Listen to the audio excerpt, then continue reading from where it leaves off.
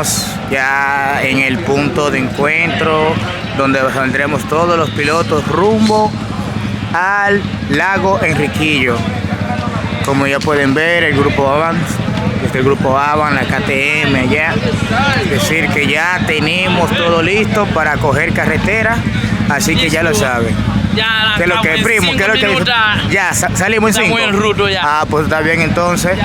Así que ya pueden ver, señores, ya en 5 minutos vamos a salir, vamos a despegar rumbo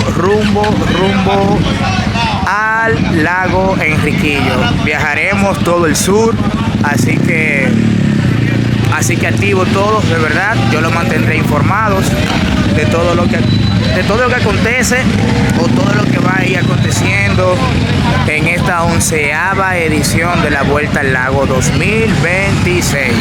Así que ya lo saben, señores. Nada, seguimos la ruta, así que ya lo saben. A fuego.